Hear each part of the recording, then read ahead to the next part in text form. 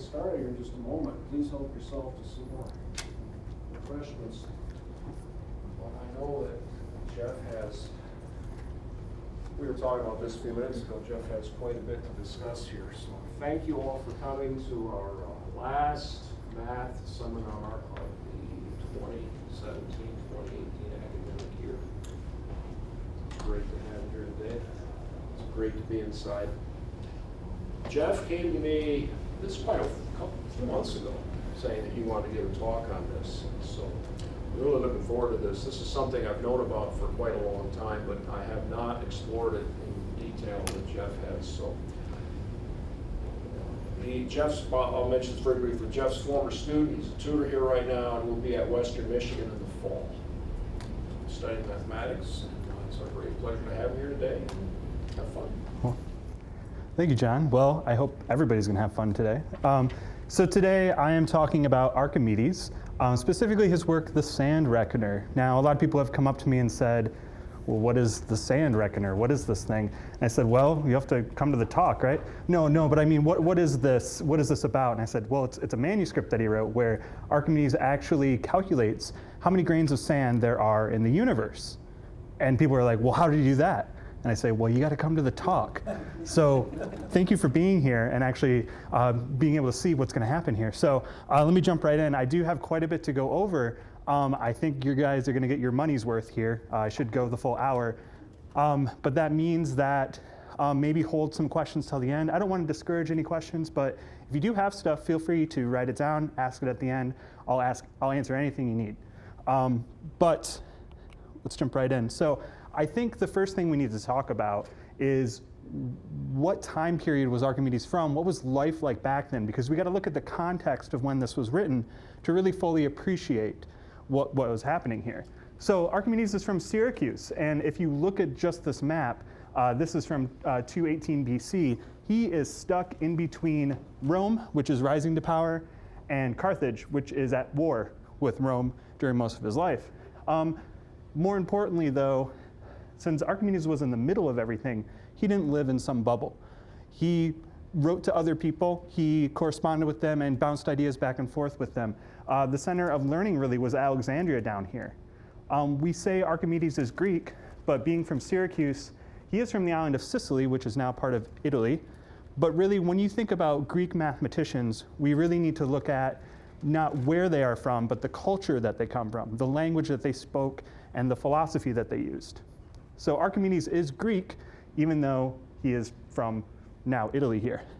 But as a Greek,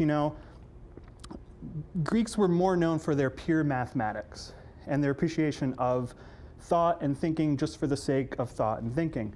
But Archimedes was a little bit different. He had a very practical side to him. He invented quite a few things, one of them being the water screw here. Now, when I say invented, he really more improved upon it. It actually was probably Egyptian in origin, but basically he was able to raise water from the ground. Another big invention that he did was, this is called Archimedes' claw, and he actually used that as a defense when Syracuse was under attack from the Romans. Essentially, his city decided to pick the wrong side in the Second Punic War, and Syracuse was under siege, and Archimedes was called to help defend the city. And so he made these war machines, one of them being the claw, which was able to lift ships out of the water and then drop them back down. So everybody would kind of spill back out, ship would break, carnage would ensue. Another one is called his death ray, which I don't have a picture of because it may or may not have existed. But essentially, yeah, sounds pretty bad. If I had to go up against a death ray, I don't know. But basically, it was just what was proposed was a series of mirrors able to focus the heat of the sun on ships coming through, and it would start a fire on the ships. Now, there's a lot of debate whether that's real. In my opinion, it probably wasn't, but that's the mythology of Archimedes. Speaking of the mythology, one of them, notice I have the cartoon here, because really that's how seriously we should take the Eureka story. A well-known story about Archimedes is that he was assigned the task of trying to figure out if the king's crown was fully gold or whether there was some silver in it. Well, he essentially needed to figure out the density of the material in a way, and he needed to figure out the volume of it. And so, sinking into his bath, he saw that some of the water overflowed, and then he realized, oh, that's how I can figure out the volume. And so he jumped out of the bath and ran naked through the streets. Well, this story doesn't actually appear in any works on Archimedes for several centuries later after his death, so it probably was not real. But Archimedes did do a lot of work with hydrostatics. We know about Archimedes' principle. You'll learn about that in physics, with buoyant forces and all that. He did work on those. So besides his practical side, there was a mathematical side to Archimedes, which he valued more than his practical side. He actually, well, I should say Plutarch wrote that Archimedes considered his war machines as just mere amusements in geometry, and he considered his mathematics more important. He actually had this shape inscribed on his tombstone. This is a sphere inscribed in a cylinder. That was reportedly his proudest accomplishment, was understanding that both the surface area and volume of the cylinder bears a ratio of 3:2 with the surface area and volume of the sphere. Now, for us, it's not really that hard to prove something like that. But you think about 3rd century Greece, 3rd century BC Greece, and you think about how they don't have just standard formulas for things, able to manipulate numbers like this, and they didn't have calculus. So to be able to figure out things like this was very novel. Another thing was his spirals. Those are very famous, very beautiful shapes. But he was able to determine areas, and I should really say the ratios of areas to other things, not necessarily numerical areas. But perhaps his most famous mathematical discovery here is his, not really an approximation, but his upper and lower bound for the circumference to diameter of a circle. Now, circumference to diameter of a circle is what we now call pi. So Archimedes didn't find an approximation for pi. He didn't estimate pi. He actually put it in between two bounds. And that's a trend that you'll see throughout this work that we're going to talk about is he didn't do things precisely. He didn't round off anything. He actually kept it as inequalities to essentially smush things together and be able to pinpoint what he really needed. You can see the method of exhaustion here, which is taking an inscribed shape and a circumscribed shape, and then essentially trying to approach what that circle is. And so there's a lot of ideas that are now seen in calculus. And so some people say that Archimedes was the father of calculus. He maybe invented calculus. Not really sure what that means, but we can say that a lot of Archimedes' ideas are very modern, and maybe we can call him a grandfather to calculus. Of course, Archimedes died in 212 BC. That was during the siege of Syracuse, where he was defending his own city. The story goes, one of the story goes, is that Archimedes, as the Romans snuck into the city, Archimedes was deep in thought and work on some geometrical diagram. A Roman soldier approached, and Archimedes shouted, "Do not disturb my circles." And then the Roman killed him. So that may or may not have happened. Again, quite a bit of mythology with him. These stories are fun, but that is part of the importance of Archimedes in the culture here. So he was a figure almost like how we think of Einstein today. Although a lot of his thought was lost and not developed upon for a long time. We can see that in how his works were passed down. So I'm going to kind of talk a little bit about these codices. This is how we have some information of the writings of Archimedes. If you want more information on it, there's a great book called the Archimedes Codex, and that's on the handout as a resource, and also at the end of this PowerPoint. But there are three main sources. Of course, there's more than this, but these are what we look at: Codex A, B, and C. You can see Codex A bears the most works here. Codex C is the most interesting one because it was lost for a long time. We knew about this codex, but we didn't know where exactly it was. It turned up in 1906 and then was lost again for almost another century, and it was bought in 1998 by an unknown buyer for $2 million. So they were able to then look at this codex and actually find two more works that were not in the other two. These were known in 1906, so they weren't found in 1998, but they were read more clearly in 1998. What you see here is actually a prayer book. What happened was the original codex was scraped off and then reused as a prayer book in, I believe, the 13th century, Greek Orthodox. But basically the codex was taken and it was made of vellum, so it's a type of goat skin, and they actually scraped off the writing, turned it on its side, and then rewrote over it. So what you see is the writing on top goes this way, but the actual Archimedean writing goes this way, down along the page. So again, that's about all I can say about it because I'm going to run out of time. But this book is really good. I would definitely recommend that. The sand reckoner, which is what we're going to talk about, appears only in Codex A. And you see that in the list of all of these different works, the sand reckoner kind of stands out. You look at all these, there's the sphere and the cylinder, measurement of the circle, conoids and spheroids. It's a lot of geometry and mathematical type treatises. But the sand reckoner, that sounds a little unique and unusual.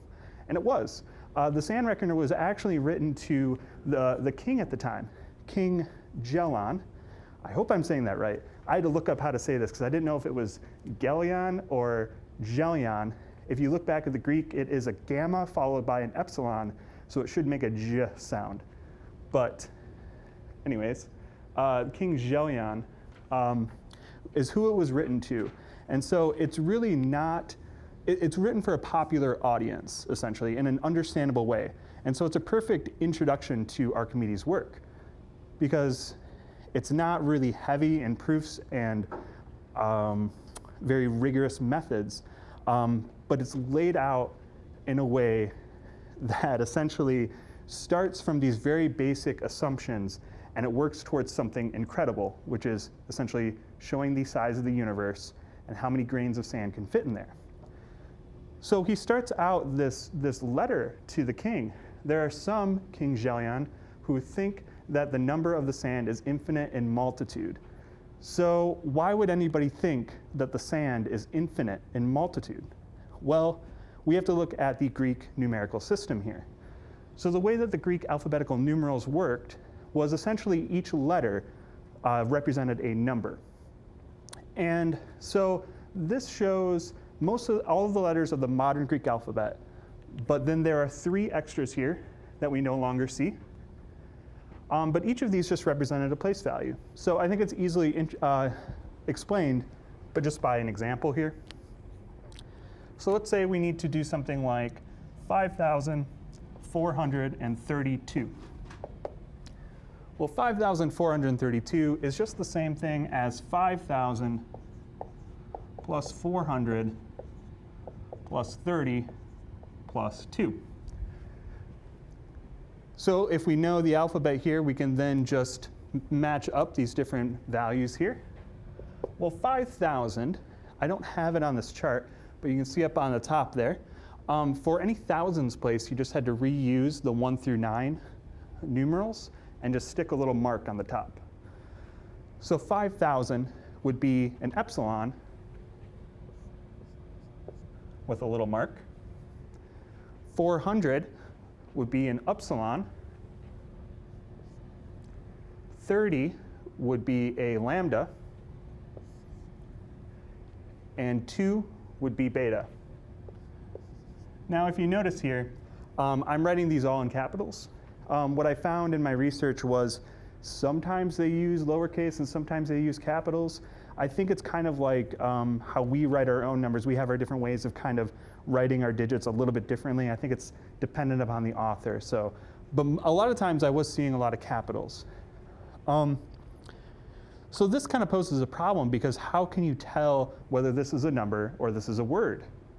Well, they could differentiate this by over their numeral, they would put a line. Usually they wouldn't do it on the thousands place because it has the mark up here, but for the rest of it, they would just do a line over top.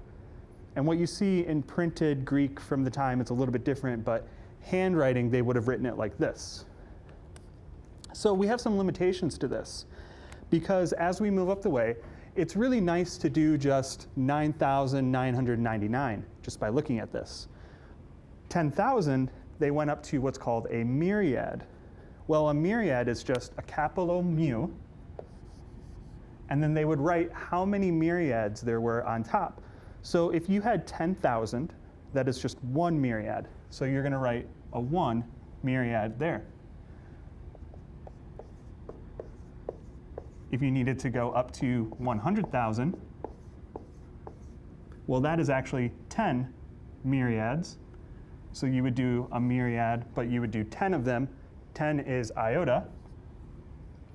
Now this could continue up until we would do 100 million, in our way. Well, how much is that? You can just count the number of zeros and 4s here. So you have the 1 myriad, and you've got the 2. So you actually have a myriad myriads. So you would think that you would want to go m, or mu, with a mu on top. But actually what they would do was write the mu next to it and put a line on top. And beyond that, they wouldn't do any more. That was it. You could potentially just keep making smaller and smaller little nested things and a tower of numbers. They didn't do that, though. This is where they stopped. And so when you think about a number system like this that only goes up to 100 million, it's no wonder when you sit and try to count a bunch of tiny little things that they would think, oh, maybe this is actually an infinite quantity, or maybe there aren't numbers that go this high if there is just a finite amount. So this is what Archimedes wants to do, is say, actually, it's probably not infinite. What I want to do is actually make a number system that's able to express numbers greater than the amount of grains of sand that could fill the entire universe. So not just the Earth, but the entire universe. Now that begs the question, how large is the universe? So what does that even mean in a Greek context? Well, what we're going to do is first talk about how the sand reckoner is laid out here. So there you have the sand reckoner in Greek and in Latin. And it's basically broken down into 6 different parts. The main part that we are going to concentrate on that will take the longest amount of time is this proof for the diameter of the sun. But the way that this is set up is Archimedes essentially builds towards a large climax. What you're going to hear here is probably like, why is Jeff up here talking about this? Why is he doing this in such a roundabout way? Well, that's the way that Archimedes lays it out. He really is a showman. He actually writes so that you eventually get to the end and you're like, well, that came out of nowhere. And it's really entertaining. So that's what I'm going to try to do for you guys. So let's jump right in. First, we need to talk about what was the cosmos to a 3rd century BC person in Greece. Well, he writes that the common account, there it is in Greek, was a sphere with a radius from the center of the Earth to the center of the sun. So it was a geocentric model where the sun revolved around the Earth. Now, Archimedes says this is all good, but there's actually another idea that I know about. There's this guy named Aristarchus of Samos, and he wrote a book. He says his hypotheses are that the fixed stars and the sun remain unmoved, and that the Earth revolves about the sun in the circumference of a circle. Think about that for a second. This is a heliocentric model. The sun at the center, the Earth revolving around. Think about this. This is 3rd century BC. This is 1800 years before Copernicus. If that's not the most interesting thing you hear in the seminar, I think that's really cool. Standalone, even without any of the mathematics here, this is the coolest thing. This is the only place we have that mentions Aristarchus talking about this. We have one extant work from Aristarchus, and he does not mention this model. That's probably because the work that we have is an earlier work, but if we did not have the sand reckoner, we would not know about this. So Aristarchus says, he goes on to say that actually the fixed stars are much, much greater than what we really think. They're way out there. What he said was the fixed stars are to like the Earth's orbit as the surface of a sphere is to its center. So think about that for a second. If you're talking about the center of a sphere, you're talking about something with no magnitude. There's nothing there, it's just a speck. There's nothing. So how can you compare the surface of a sphere to nothing? Well, what he's really trying to say is that it's so vast that the orbit of the Earth is so small, it's almost negligible. But Archimedes interpreted it another way to make it useful to him. So what he said was the ratio of the Earth to the cosmos in the common account is the same as the cosmos is to the fixed stars in Aristarchus's model. So this ratio he's going to use, what he's going to do is he is going to calculate essentially how big the cosmos is. And then at the end, he's going to use this ratio to figure out how big the fixed stars are. So remember this ratio, we'll use it again. All right, so Archimedes has to start somewhere. So he's going to make a couple of assumptions. I have them written over here so that we can see them as we go, because we'll come back to them and use them again. But it's really a Greek method of stating your axioms, your postulates, and then building off of those. So what he's going to do is first of all say that the circumference of the Earth is less than or equal to 3 million stadia. So I have a P over here, but it's just for perimeter of the Earth, same as circumference. Now, what is a stadia? That's going to be a unit that we're going to see a couple times. There's some disagreement of how long a stadion should be. I have the word stadion up there instead of stadium. Stadium is Latin, stadion is Greek, so we're going Greek today. But one stadion is 185 meters as the accepted value. There's some people differ on that, but we'll go with that. And so when you look at these different estimates from the time period, Aristotle said that it was 400,000 stadia. Eratosthenes had a very famous experiment that I don't have time to go into, that he was able to make a really good estimate. But he said 250,000 stadia. Now Archimedes, what he says is he actually wants to go further. So he's going to way overestimate this so that he can make his upper bound as big as possible so that at the end he can have his numbers be as big as possible. So the actual circumference of the Earth in meters, well, it's about 40 million meters. So Archimedes far above Eratosthenes, pretty close. Assumption 2, the diameter of the moon is less than the diameter of the Earth, which is less than the diameter of the sun. He says in this assumption, I follow most of the earlier astronomers, essentially saying it's trivial. So I think we know that. Assumption 3, the diameter of the sun is less than or equal to 30 times the diameter of the moon. Well, he also states a couple other people who made estimates. Eudoxus is known for his method of exhaustion. He said about 9 times. Now, Phidias, notice the note I have here, Archimedes' father. So the line in the sand reckoner is, now Phidias, my father. Well, it's just that little tiny mention of his father, and that's the only thing we know about him. So the sand reckoner is also, that's the only place that we have mention of Archimedes' father. We knew that his father was some kind of astronomer, and that he said the diameter of the sun is about 12 times the diameter of the moon. And that's all we know. So again, just one mention there of that. And Aristarchus gave one of 18 to 20 times. So again, Archimedes says, I'm going to go higher than this because I want to make my upper bounds really large.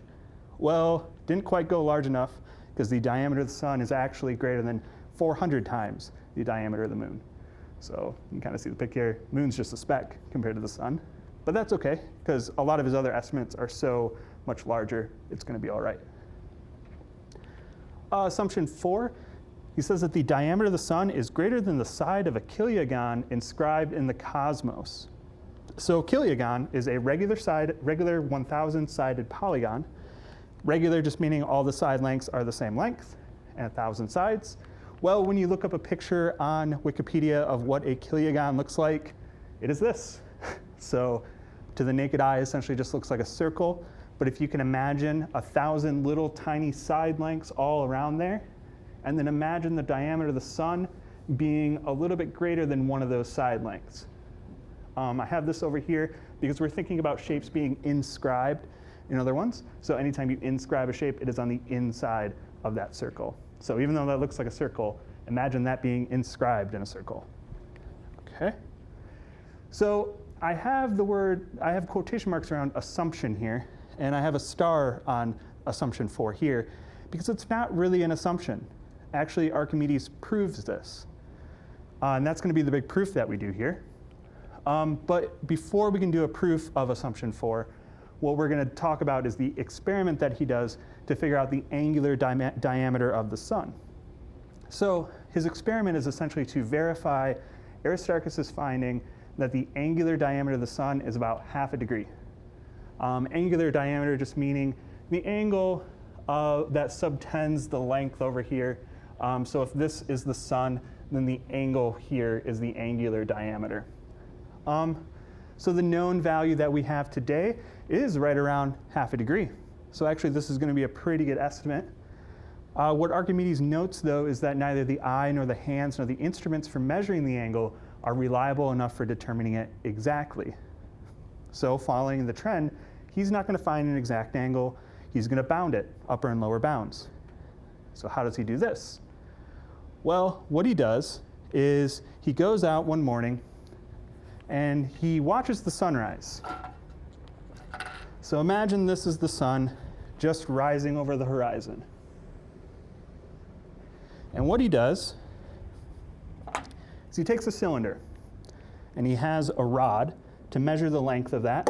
He puts a cylinder and he puts his eye right along with that cylinder, and he's going to move the cylinder until his eye can just barely see the sides of the sun on either side. So what he's doing is, if his eye is right here and he knows this length, he can just barely see the sun along that edge of the cylinder. It's making essentially a tangent there. It's only touching it at one point. So what he's able to do then is, if he knows the radius of the cylinder, he can then measure this angle. And so could we. You could go out and do this if you wanted to, because you can just use trig right here. This is a right angle. You know this side. You know the hypotenuse. So you can do opposite hypotenuse. You can do the sine of that. Archimedes didn't have trigonometry. So there's some debate on how he calculated this upper bound. You can look into this article by Shapiro here. He goes through the mathematics of what Archimedes possibly could have done. But a lot of people believe that Archimedes would have just actually drawn the diagram to scale and then measured it just by hand. So 1 over 1/64 of a right angle is a little over half a degree. Now for the lower bound, this is also very interesting. What he says is, the eye does not see from one point, but from a certain area.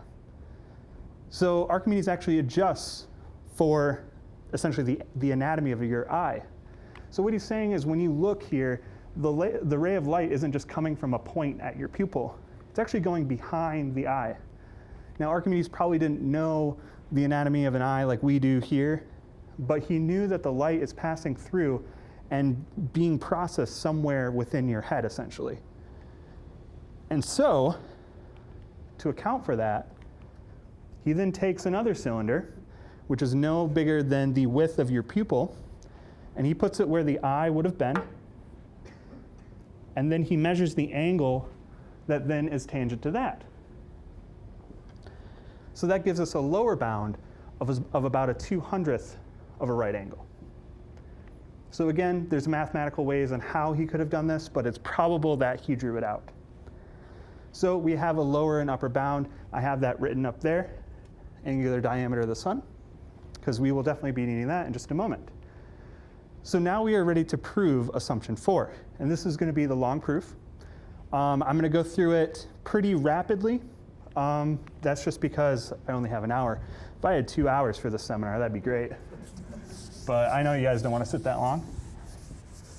So this is the scary diagram that you saw on the handout, and this is the scary diagram that appears in the Heath translation of the Sand Reckoner. Looking at that, that's pretty intimidating. So let me break it down for you. I did this for you guys, so it wouldn't be as much hard work. I could have just been like, oh, it's just trivial. No. So what we are going to do is, well, let me back up a sec. So Archimedes, first of all, tells you how to draw this. So the smaller circle represents the Earth. larger represents the sun. You have the eye where he would have been standing as the sun was rising. So that's important because if you're viewing the sun just above the horizon, you are essentially looking at a tangent right here. And then there's a bunch of other tangents through here. I put the right angles in. So what we need to do with this proof is prove assumption 4. Now, we need to prove that the diameter of the sun is greater than a kilogon inscribed in the cosmos, which is the great circle going through A, O, B.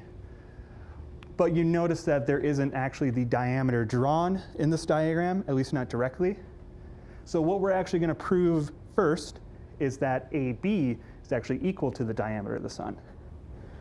All right, so let's get started with this. So we are going to prove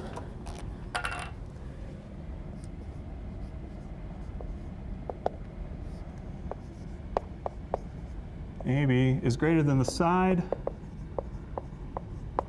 of 1,000 gon. And I'm just going to write in the cosmos, inscribed in the cosmos.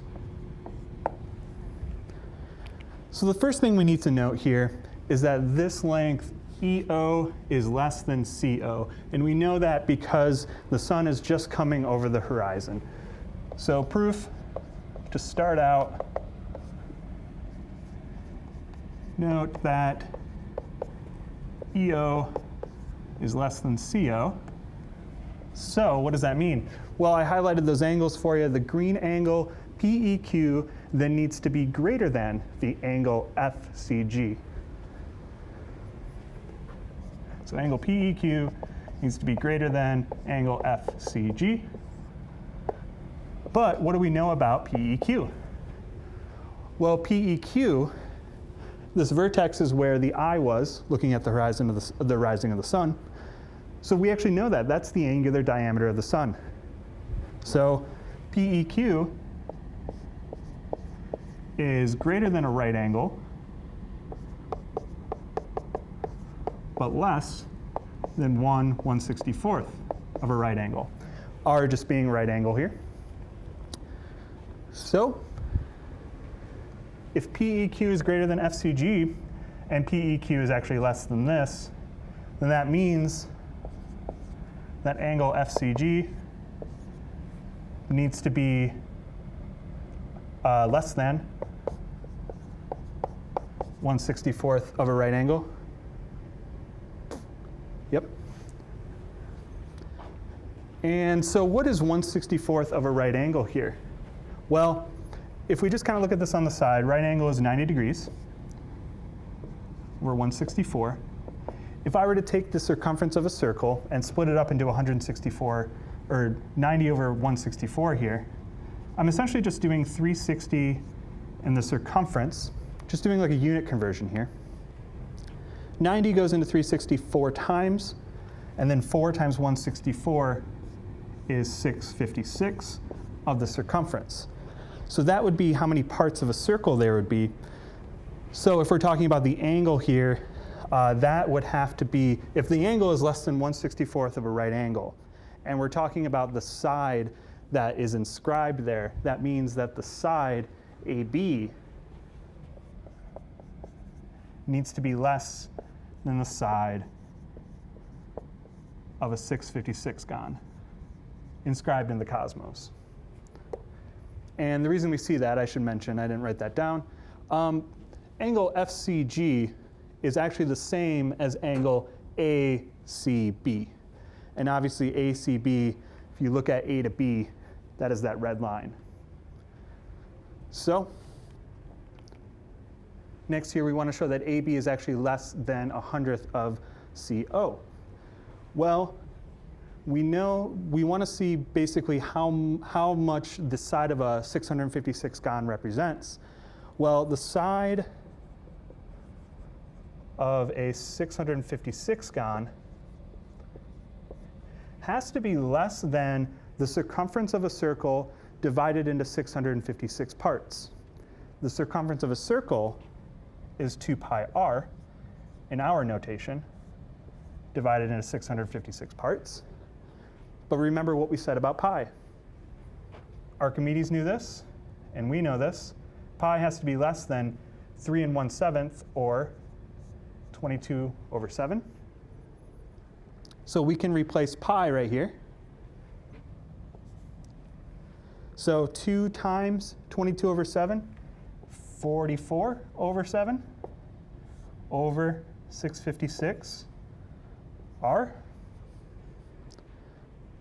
Dividing that out, we get 11/1148 r. And it turns out that 11/1148 is less than 100th r. So if we're talking about AB being less than that side, that means AB needs to be less than 100th of the radius of whatever circle it's inscribed in. Well, it's inscribed in this circle. What's the radius there? The radius there is just CO. So I'm going to kind of, just to save board space, therefore AB has to be less than 100th of not r. We can actually just write CO. Okay, so now we need to show that AB is actually equal to the diameter of the sun. So what we need to see here is that, note that these two gold lengths are the same. They go out from the center to the edge of the circle. So CA is equal to CO.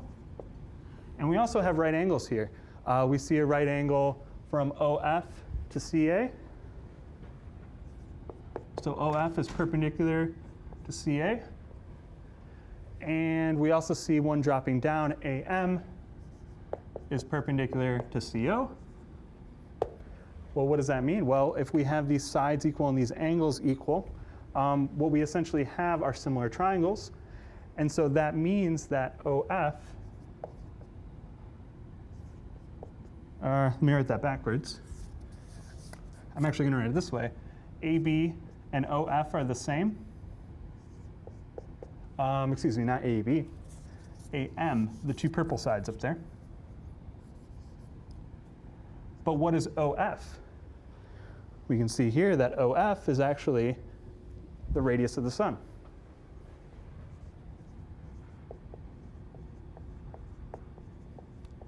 Now look at how AB relates to AM here. AB is just twice, 2 times AM.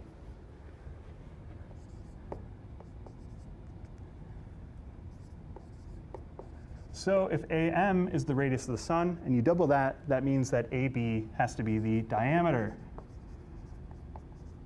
of the sun. Okay, so we now know that AB is the same as the diameter of the sun. We just now need to show that it is greater than the side of a 1,000 inscribed in the cosmos. Well, from our assumption number 2, we know then that the diameter of the Earth is less than the diameter of the sun. Oops. And we just showed that the diameter of the sun is the same as AB, but we know that AB is less than 100th of CO.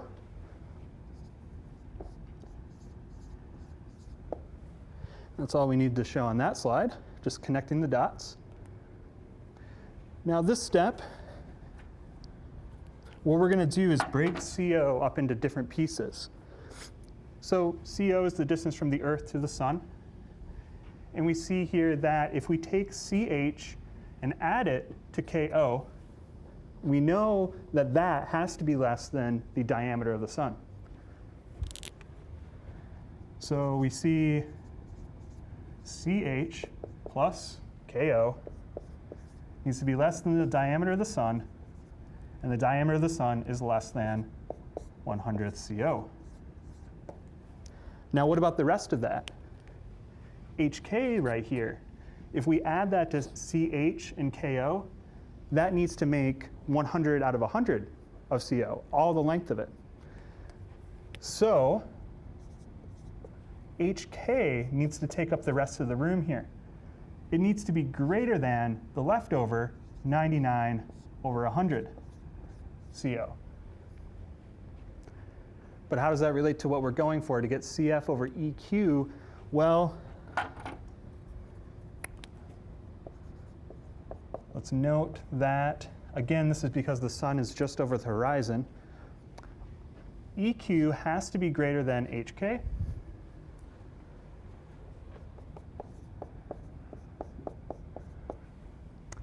And CO, going all the way to the edge of the circle here, needs to be greater than CF.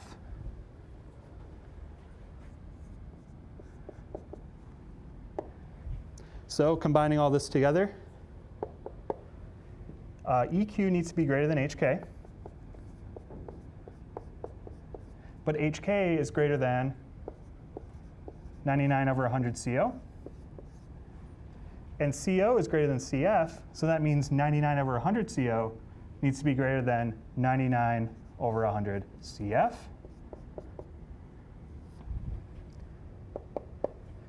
Now, what we can do is just go ahead and swing the CF, just divide it over here.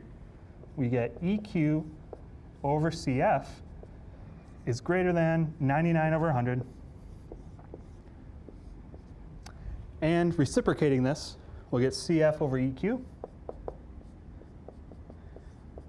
And 100 over 99. But careful with the inequality, got to flip that too. All right. Now this step, we are going to use that lemma that's on the board. So Archimedes would not have stated the lemma like this, but I think to understand it as a modern audience, we want to just think about it in terms of trig. This would have been well known. This was after, Archimedes lived after Euclid. Euclid would have shown this in his Elements. But what we're going to do is say by lemma, we're going to let alpha be equal to angle OEQ and beta be equal to OCF. Then we know that alpha divided by beta is less than the tangent of alpha divided by the tangent of beta. So alpha over beta needs to be less than the tangent of alpha. Well, we've got right angles here and here. So alpha is the green here. So the tangent opposite over adjacent, that is OQ divided by EQ. And then the tangent here, opposite is OF, adjacent is CF. But these two red lines, OQ, OF, they're the radius of the sun. They're equal. So OQ is equal to OF. Therefore, these two quantities are equal. Reciprocate this back up, and you see that OEQ over angle OCF is less than CF over EQ. All right, that's the challenging steps. We're on the home stretch now. You guys bored yet? So think about this for a sec before I go on to the step. This was all written in words in the sand reckoner, right? They didn't have this kind of manipulation. So the sand reckoner is about 10 pages long. I wonder how much this would have actually taken up in the original Greek. We are lucky to have this notation. So we are on the home stretch now. What we can do here is we can actually just double up both these angles. So 2 and 2, so double up OEQ and double up angle OCF. We see that if we double OEQ, we get PEQ. Well, that's a pretty familiar angle. We've worked with that already.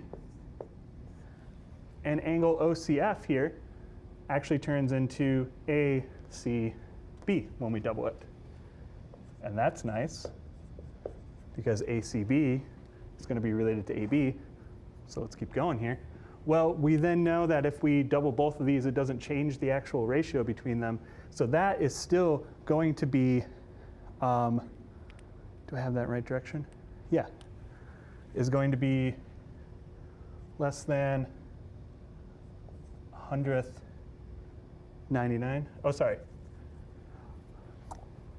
CF, yeah, CF over EQ, but then CF over EQ is less than 100 over 99. You can tell that even with our notation, I'm getting lost in all this. Now, PEQ, again, is our angular diameter of the sun. So we know that PEQ needs to be greater than a 200th of a right angle. So what we can do is then just say, probably don't need to write that twice, but that's okay. What we can do is actually just multiply this up here and then say that that is less than 100 over 99 angle ACB, excuse me. Because what we can then do is just take these two end pieces and multiply this, multiply its reciprocal over here. And so angle ACB needs to be greater than 99 over 100 times 1 over 200. That is 99 over 2 with 4 zeros of a right angle. And it turns out that this is greater than 1 over 200 and 3s of a right angle. 1 and 200 thirds. Hopefully, I don't know. But that's kind of an unusual number until we see the last step. Again, Archimedes does this huge reveal at the end. And so, what is this 1 203rds of a right angle? Well, we'll do that unit conversion again. Think about it as a circumference being 360 degrees. So 90 into 360 is 4. So you're looking at 1 over 812 of a circumference. And so if we're talking about angle ACB and AB right here being inscribed in that circle, we see that AB needs to be greater than the side of an 812 gon in the cosmos. And if you have a polygon that's inscribed in a circle in the cosmos, if you then take that same circle and make it 1,000 sides inscribed, 1,000 is going to be, each side is going to be less than the sides of the 812 gon.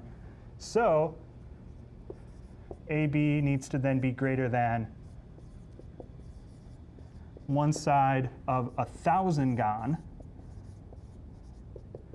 in cosmos. End of proof. So, hopefully you guys are still awake. I wanted to write that out in full, not to show off, but to show you guys the depth that goes into this work. This was all written in words. There was not actual algebraic manipulation like we did here. And actually, the way that the Greek was written, there weren't even spaces between the words. So imagine trying to translate this. So from here on out, it's a little bit easier sailing. Hopefully you got your money's worth coming to a math seminar. We can now talk about how big the cosmos is. So this is the 2-column proof, and I had originally done this by hand, but I moved it to the handout. So I'm going to go through this pretty quickly, but go ahead and digest it slowly on the handout. So we need to prove that the diameter of the cosmos is less than 10 billion stadia. So using two of our assumptions here, we can combine them and just say that the diameter of the sun is less than 30 times the diameter of the Earth. And using what we just proved here, we can then say that the perimeter of 1,000 gon is less than 1,000 times the diameter of the sun. And then combining lines 3 and 5 here, we can combine those and say that the perimeter of a thousand-gon is less than 30 times the diameter of the Earth. Now the next line here I do need to explain, because I just have the word theorem here. I say that that 3 times the diameter of the cosmos is less than the perimeter of a thousand-gon. Well, what I mean by that is this would have been well known to Archimedes essentially as a trivial fact. But if you take a circle and you inscribe just a hexagon in it, so this is a regular hexagon, we know that the radius of the circle is the same thing as each side of the hexagon here. So the perimeter of this hexagon is equal to 6 times the radius of the circle. Well, the radius of the circle is just half the diameter, so that is just 3 times the diameter. Now, what if we increase the sides there? If I double up the sides to 12,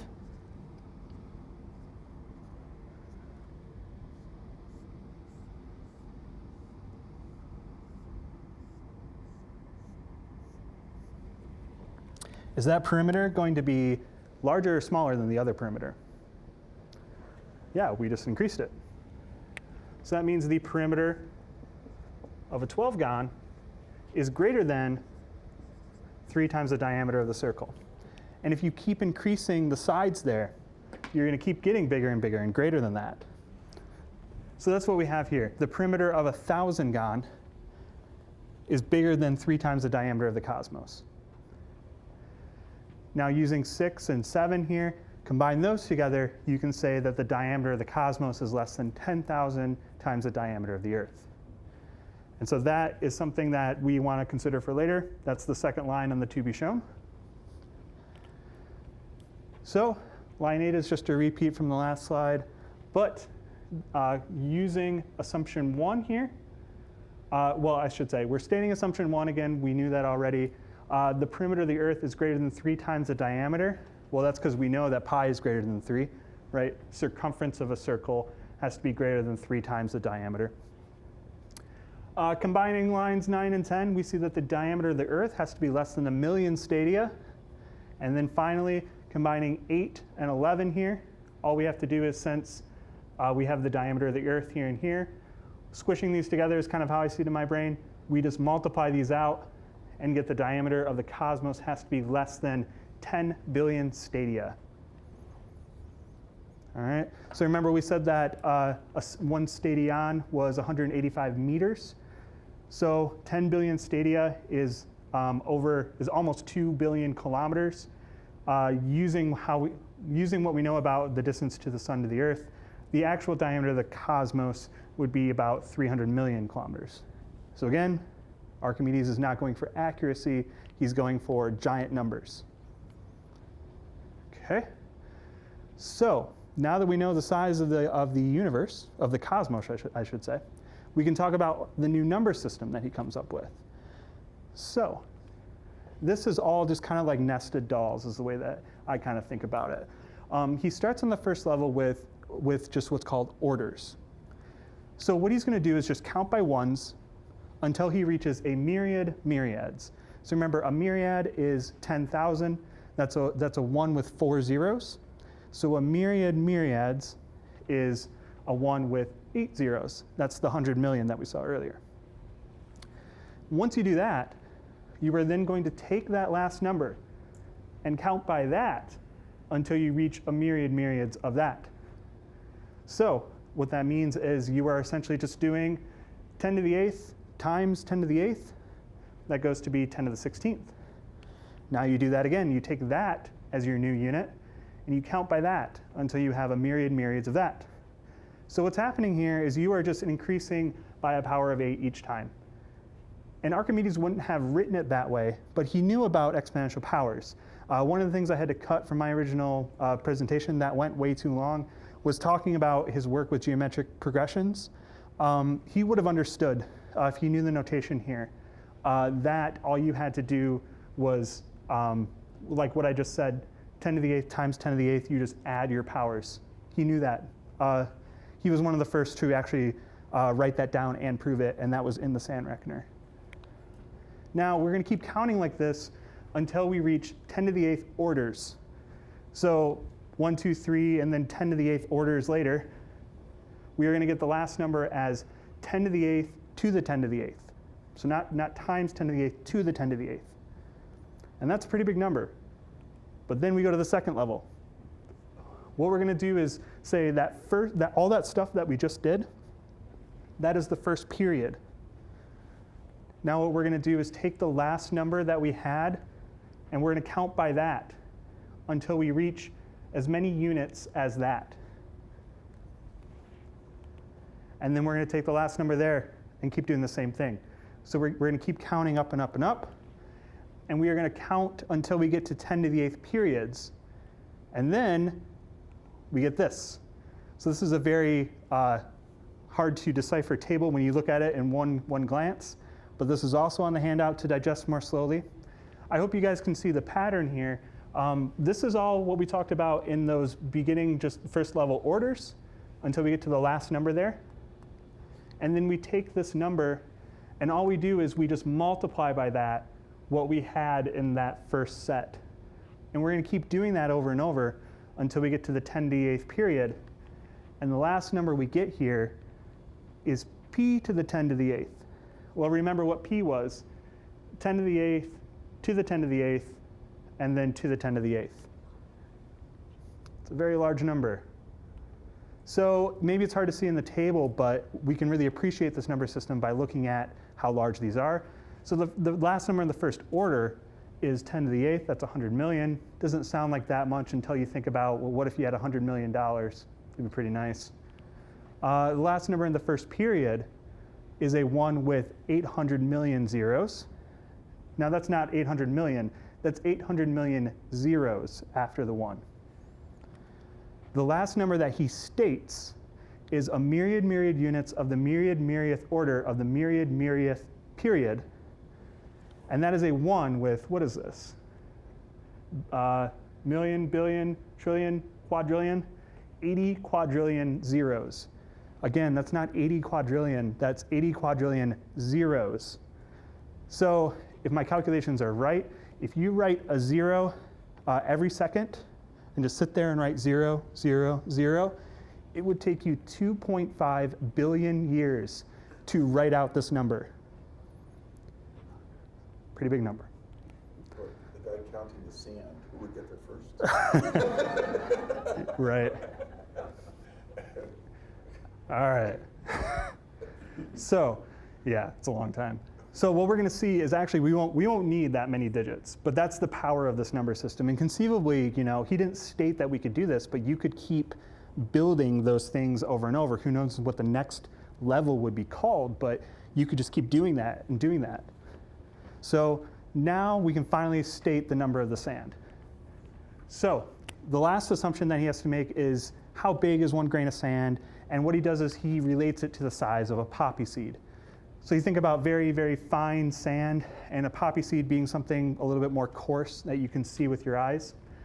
He says that a poppy seed contains no more than 10,000 grains of sand, and that 1 finger breadth, if you measure the width of your finger, is no more than 40 poppy seeds across.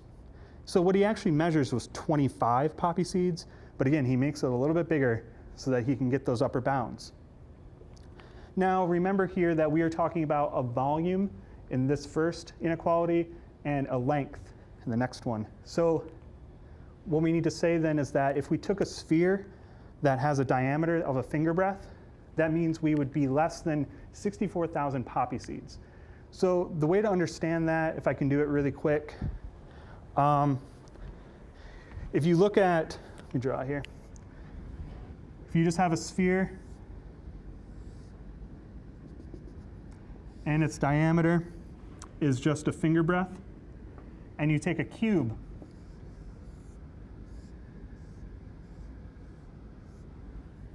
with a length of a finger breadth. And so obviously you can find the exact volume of that sphere, But again, we're talking about inequalities. If you just cube that length, the volume of the sphere has to be less than the volume of this cube. So that's why he's just using 64,000 and not just the volume of a sphere here. And then, so that's how many poppy seeds. So then he has to say how many grains of sand that is. Well, if you know that there's less than or equal to 10,000 grains of sand, you just need to multiply by 10,000. So what Archimedes does is he just starts at a sphere with a diameter of a finger breadth. And we knew that that was going to be less than 6.4 times 10 to the 8th. Now that obviously has to be less than 10 to the 9th. So what he's going to do is he's going to keep multiplying his diameter by 100, which in turn would multiply this by 100 cubed. 100 cubed is 10 to the 6th, so this just goes up by 6. And so he keeps increasing this by 100 each time. This keeps going up by 6s until we reach 10 billion stadia. So this is a sphere with a diameter of 10 billion stadia. Well, that's what we said was the upper bound for the cosmos. So that means that the cosmos should contain less than 10 to the 51 grains of sand. But that is only the cosmos, right? This is the common account cosmos with the Earth in the center. So remember, we had this ratio from the beginning. Aristarchus said, well, as Archimedes interpreted it, that the Earth is to the cosmos as the cosmos is to the fixed stars. And we know that the diameter of the cosmos is less than 10,000 the diameter of the Earth. We proved that in our 2-column proof. All we have to do is just take that ratio. Well, the cosmos is to the fixed stars as the Earth is to the cosmos. Now again, these are just lengths, just straight line lengths. We need to talk about that in volume, so we need to cube that in order to go from the diameter of the cosmos to the cosmos. So remember we said that the cosmos was less than 10 to the 51? And now we need to multiply that by 10,000 cubed. Well, 10,000 cubed is 10 to the 4th to the 3rd. That's 10 to the 12th. And so the universe, the fixed stars, can hold up to 10 to the 63rd grains of sand. So let's talk about how big this number is. Well, it's hard to find things in the universe that are that big. So sometimes you have to kind of relate it to time or ways of doing things, combinatorics. So if you take 3.7 billion years, that's about 4.3 times 10 to the 17 seconds. Well, what is 13.7 billion years? It's the age of the universe, give or take, probably a couple of years. That's a long time. Archimedes' number is bigger than that. Now, the diameter of the observable universe is about 10 to the 28th meters. I'm not an astronomer. I don't know how to calculate that. That's just something I looked up. Still, I would imagine that the diameter of the observable universe is pretty large. And finally, there are about 10 to the 8th atoms in the observable universe. That's called the Eddington number. Now, some people have actually shown, give or take, how many atoms would be in Archimedes' grains of sand, in just one grain of sand there, and then said, actually Archimedes got it about right, and his actual estimate was pretty close to the 10 to the 80th atoms. That's just a coincidence. But still, think about, again, I keep saying this, but 3rd century BC Greece. He's using this large of a number as an estimate of the universe. Now, that's only how many grains of sand, he said, that the universe could contain. Remember, though, that he had a lot bigger number there. Remember the last number that was stated was p to the 10 to the 8th? So that's your 10 with 80 quadrillion zeros after it. Well, there's some pretty big numbers here. 52 factorial is how many different ways you can reorder a standard card deck. Archimedes' number is far bigger than that.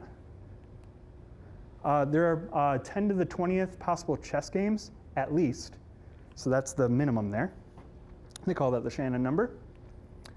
And if you've ever played Go, we're talking about a 19 by 19 Go board. There are over 10 to the 48th possible games that you could play there. That's an insanely huge number. That's bigger than that one. But then, just because I do want to talk about large numbers here, there's something called Graham's number that is inconceivably huge. I debated whether to even say anything about this, but if you're interested in large numbers, look up this number. It set the Guinness Book of World Records for the largest number used in a mathematical proof in the 70s, I think. It's probably been surpassed since then, I'm certain. But this thing has its own notation for how large it gets. So there's a link on the handout. Look it up. It's amazing. So if you think this number is large, be prepared to be amazed. So Archimedes ends his paper with, I conceive that these things, King Gelon, will appear incredible to the great majority of people who have not studied mathematics, but that to those who are conversant therewith and have given thought to the question of the distances and sizes of the earth, the sun and the moon, and the whole universe, the proof will carry conviction. And it was for this reason that I thought the subject would not be inappropriate for your consideration. And I agree. That's all I got for you.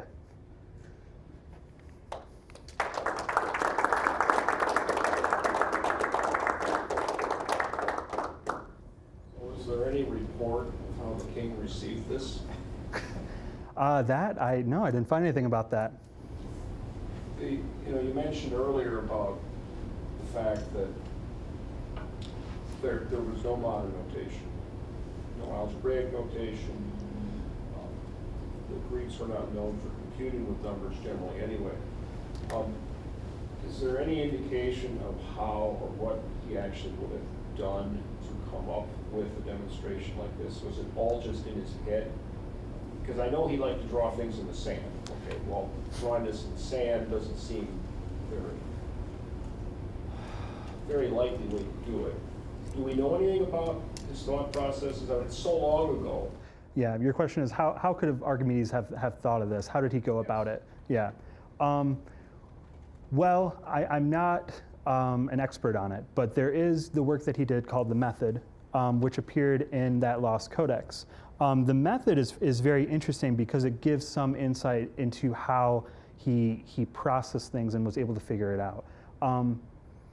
I think some people assume that he kind of would have just played around with stuff and would have worked towards a more rigorous proof on things, such as, when he would find the area of a circle or something like that, he would kind of have an idea of what it needs to go towards.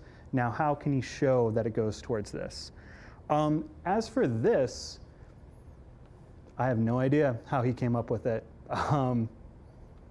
It's incredible, and especially the way that he presents it, right? Because it's almost like he's making it up as he goes along. It's kind of like, well, where's he going with this? You look at this proof, and I know that I was kind of all over the place with it, but the mere fact that he could organize something like that without the notation that we have is amazing. Yeah. Any other questions? Yeah, nothing for me? Yeah, Patrick. I'm just curious, where did you find was it the proof that you laid out here? What source did you use specifically for that? Yeah, I like to think I did a lot of work trying to kind of help it along, but a lot of it does come from the Heath translation.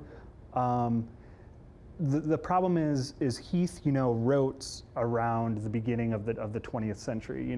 His works on Archimedes were originally published in 1897. So there's some dated things in there, and it can be a little hard to follow. So I try to fill in a lot of gaps. But there is a proof laid out in modern notation there. I didn't read the original Greek. Yeah. Yeah. Thank you so much for that. That was. Yeah, thank you guys for coming. I really appreciate it. If there are other questions, I'm sure Chuck will be happy to hang around and answer those.